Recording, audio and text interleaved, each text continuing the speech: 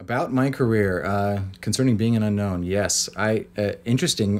This is a sort of a revisitation for sci-fi for me because in 1994 I had my very first acting audition, and it was for a series called The Sci-Fi Trader that was aired on the Sci-Fi Channel, and I did a season of co-hosting with a host named Warren James, and we basically had the who's who of sci-fi, from writers to actors, directors, concept artists, you name it. Even comic book writers and artists came on, and we interviewed them about the great world of sci-fi, and they would usually bring a product on the show. So it was a little bit of QVC in there, where we would actually pitch a product to camera and say, we have a limited number of these, and we just had them sign them all, and if you'd like to have one, dial this number at the bottom of your screen. So, but that was after a long interview process with each person. Mike Okuda was on there, and James Doohan, and George Takei. All these people, made appearances, but I mean, even Harlan Ellison, and all these greats came along, some of which, Frank Kelly Freas, who's now dead, a lot of people who'd passed away, who I thought, what an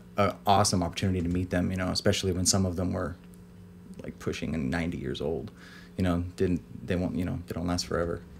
And there's a lot of cool things that came from that, but but for sci-fi in general, that actually came full circle because Mark Zicree, a friend from that show that was a guest, became a little more active on social media networks, whom I saw through Mike Okuda, and I thought, hey, what's this other project that he's doing, which led me directly to Neil Johnson, and that's where the involvement began. So myself and Emmy got an audition for this project, and Neil decided it was fitting to attach us in some way. Casting process for Starship was really cool because we, having met Neil through friends of friends before his production actually commenced, we came on board, and I was initially trying to introduce him to an artist, a singing artist that I work with, and as you guys would know, as Jolie, and it went really well. When we came on board, we weren't really expecting anything, and we went through the audition process as anybody would, and that went fantastically. So we sort of became a little part of the family, and it was fun. The character of Rorak and his dynamics were really difficult because and I hate to say it, but a lot of it was winging it just to see if there was anything that I was doing that came off badly, which I would expect, as any actor does. They expect their director to kind of call them out on it and say, okay, I'm sorry, that didn't work. That looks terrible. But in my case, it was one of those things where obviously we all imitate certain things that we've seen. We take little bits of things here and there, whether you're a singer or a musician or an actor. There's always people that you look up to that go, wow, that person's really good at what they do. And for me, I was trying not to imitate Data too much from Star Trek or one of these other actors. And in fact, my understanding was that Rorak originally was supposed to be a lot more human, a little more like, maybe a good example would be Ash from the first Alien, or David from Prometheus. Something a little less artificial. But the only thing that kind of bothered me about that was, like, for one, sometimes the line is blurred, whether that is an artificial person or it's or if it's a human. And for me, I kind of wanted to explore, how artificial could we make this look without it being campy? So some attempts were made to decide, wow, I wonder if maybe we could do some physical modifications to make it less human-esque. But it's important always to be mindful of where that line is between hokey and interesting. And it really came down to watching a performance on camera and just going, does that work? We have no idea until we do it. And for me, I'm not sure why, but the cadence of a lot of the dialogue was a little bit borrowed at times, I think, from Teal'c from Stargate SG-1. And it's strange because I always thought of him as a little bit reserved. He's not as expressive as most humans. So I thought, well, that's an interesting way to reserve your reactions, but at the same time, you have to think, if you're an artificial individual, what parts of you are artificial, what parts of you are natural. And it's an interesting line to toe. What can you tell me? In terms of my own interpretation of Rorak, when he begins his journey, we're very keenly aware that he has limitations, but based on dialogue you hear from Drayson and other characters talking about him being untethered, which is really a fascinating term in my opinion, because you always wonder, what does that mean, and what are his limitations, and understanding that he can continue to grow and expand, and that's a little scary because we all think of the Skynet or any of these fantastic stories of sci-fi that have come before that are that explore, what happens when artificial intelligence becomes more than the sum of its parts. What happens when it supersedes what mankind can do. And for me, it was kind of, it's sort of one of those things where you go, well, does that mean that my mannerisms change when I've adapted or become a little more self-aware? And it's hard to imagine being self-aware in tiers, like, becoming more self-aware and eventually surpassing the awareness that mankind has. And for Rorak, I think his ownership that you speak of mankind, it's a little bit of a superiority complex, because it's one of those things where an android would eventually come to the assumption that he knows best, and the rest of mankind is left to sort of attempt, well, I guess they really can't attempt to undo what they've done, because they've let the cat out of the bag. And now with this android on the loose, being able to do all the malevolent things that he might do for their better good, it seems like he I'm sure thinks he has man's best interest at heart, but it's very, very dicey when it comes to letting something that's more powerful than you control circumstances. I think he thinks he does. He thinks he has man's best interest at heart, but I think his motives are very much a combination of his ability to process the variables in the universe, and as well as the history of sentient beings that have continued to fight and combat, and really when you hear the sum of his thoughts expressed to Worthy, it's in the words, "No more war, Worthy, no more war," and at that point you kind of realize he's trying to teach them not to be self-destructive. But in so doing, is he any better than they are? Because in a sense, he's destroying what they could become. So he's kind of rolling the clock back on mankind and saying, well, we're going to have to put you back in a box until you can learn to behave. The day I walked on set for Starship, having not really known what my attachment would be, I think at the time, actually, I was cast as Drayson, if I remember correctly. And that was before some modifications to the casting had been made, and fantastic modifications in my opinion. But things were still getting dialed in, and even the set was being dialed in. You walk into this interior of Starship One, and you look around and you just go, "This is."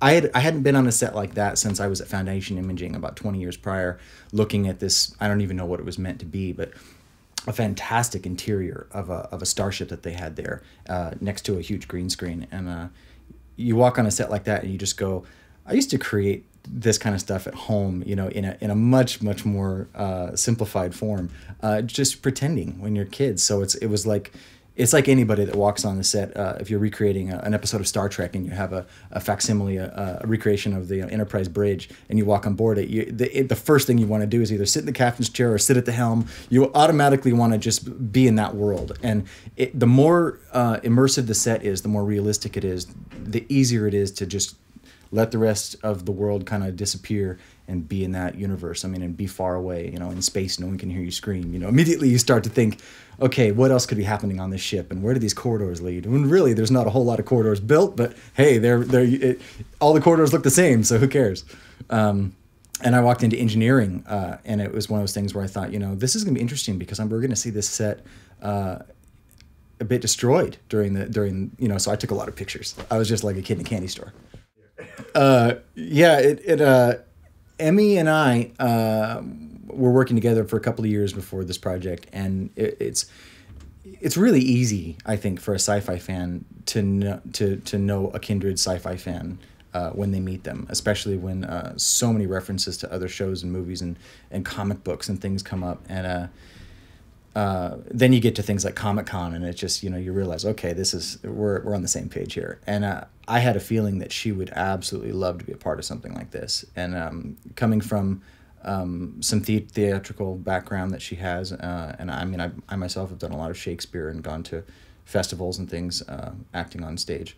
And I knew, this is going to be something where she'll get to stretch herself a little bit and do something really fun. And even if I didn't know until I got the script whether it would even be a challenge for us in terms of stretching our acting abilities, because we didn't even know what we were cast at first. We were like, well, we're going to get the script today, but I wonder what we're actually playing.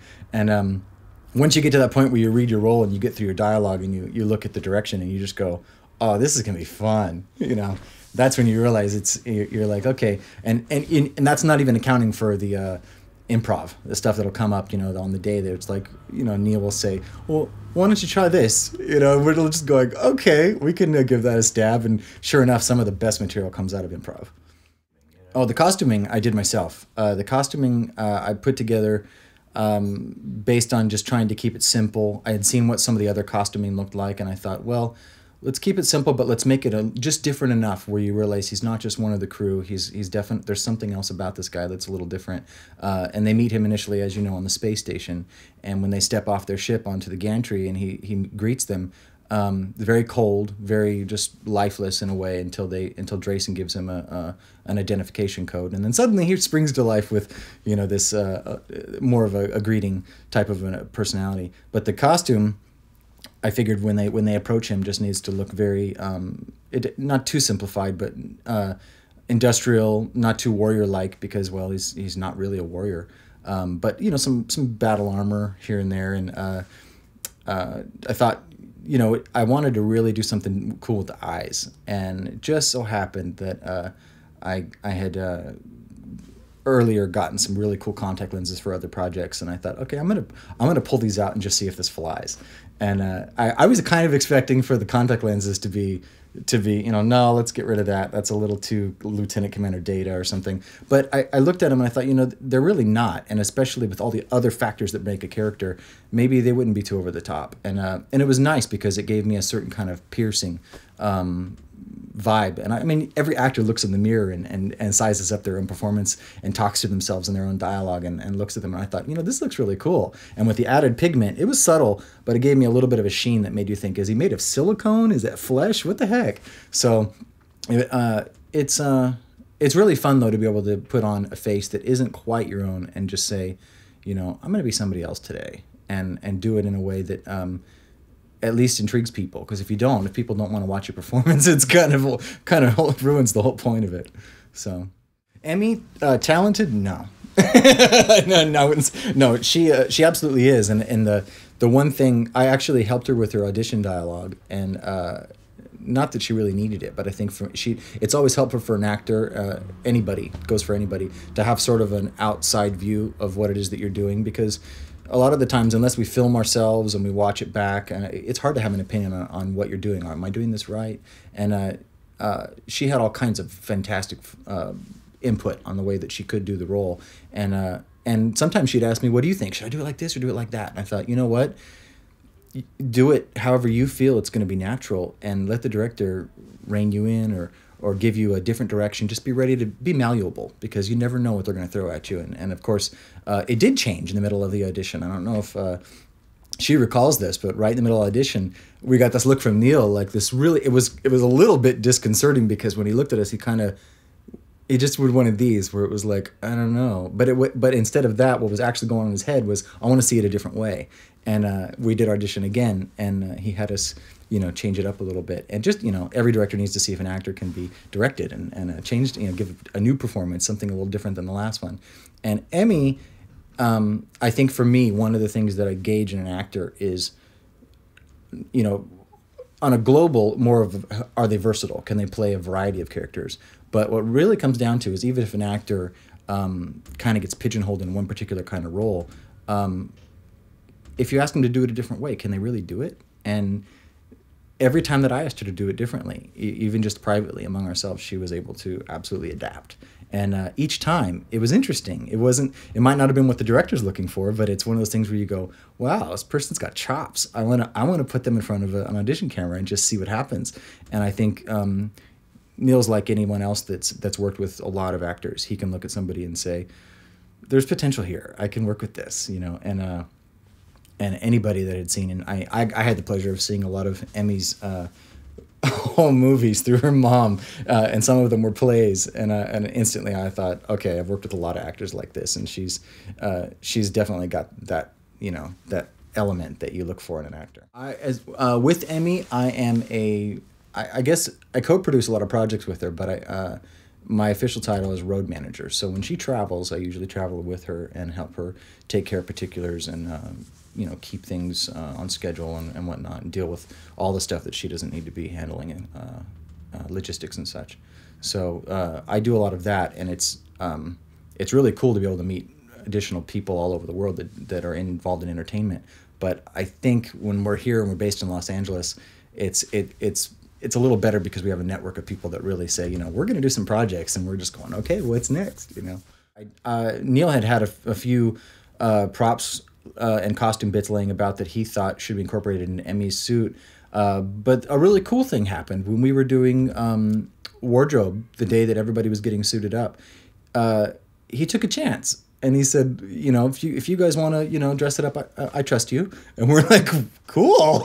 So we took a few pieces that he provided and embellished on it and added to it and painted some things and cut some things apart and reattached them. And it ended up being a really fun little collaboration. And a friend of ours, Matt Gauthier, who lives up in Oregon, sent down fantastic handcrafted leather belts for both of us to wear and holsters. And he had a drop holster for her. And I'm thinking, this is great. She's like Han Solo, the female version of.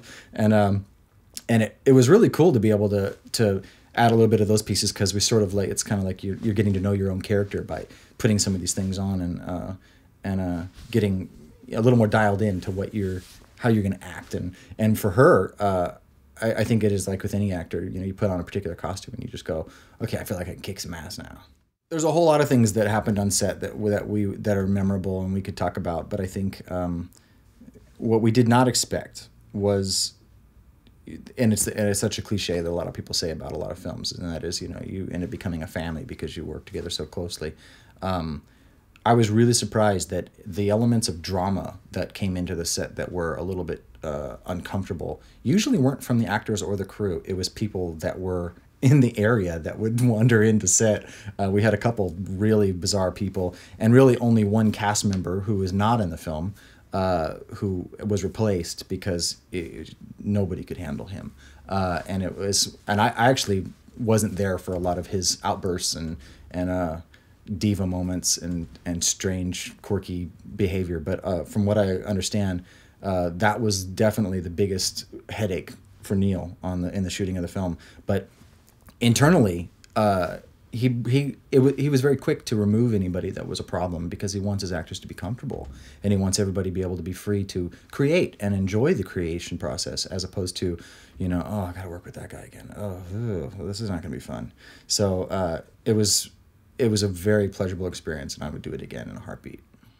Working with Darren was really cool. I didn't really know at all what to expect when we began the project, because he sort of was continuing to craft his character on his own, and he was a little bit closed off at the beginning, and rightfully so. I mean, you're still preparing, and you're kind of in your own head a lot.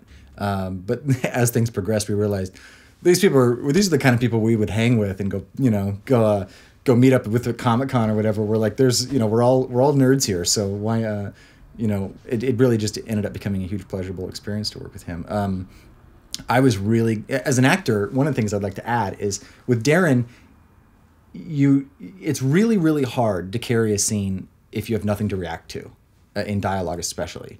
And with Darren, every time he would really get into his character, and he would really start to push the emotion point home. And remember, I'm reacting from a non-emotional standpoint because I'm not an emotional character. So sometimes I actually consciously had to turn off my natural reaction to because his performances were powerful and they were gripping, and I'm this far from his face, and I'm looking at him and I'm just thinking, I so want to react in the way that actors are, it's drilled into your head, react to this particular situation. And from my standpoint, I had to be in this, alternative, artificial, logical mindset and react the way a computer would, in a sense, which is not at all related to somebody's emotional outburst. But of course, Darren was the antithesis of Rorak, because he was the passion of the story. He was the man who just wanted justice, and rightfully so, wanted to be the one to serve the justice himself. Rorak, on the other hand, similar goals, but completely different methodology. And EJ, well, we don't really need to talk about him. No, I'm kidding. I hope people really loved the dynamics between Emmy and EJ for the film, because everything about them was it was very strange to meet him and and then see that dynamic just appear on stage where it sort of became this, wow, what is it with these two guys? What is up? You know, and the whole time we were asking questions, we were, you know, in our own minds going, this could turn into a really interesting sibling rivalry type of a situation. But it was just, it's too cool. I mean, if we had it to do again, I think I'd like to see EJ be able to expand his character and do something where we get to see another side of him, because a lot of him was, you know, he was very focused on, you know, what was happening with the Starship, as opposed to seeing a lot of emotional moments for his character. And the emotional moments we did see were really gripping and powerful and so subtle. I mean, you just see it in his eyes and you just go, oh man, you know, there's something to connect to. It's not just another character on the set. He also, when we meet up with the master, the creature at the end, I think that's the second film though. It was really interesting to be able to play off completely different reactions to that creature, where one person is looking at it thinking, is this going to eat me? And the other person, Rorak, feeling like, you know, fascinating. I want to know more. You know, he was more about the experience, whereas EJ was not so comfortable with the situation. Yeah.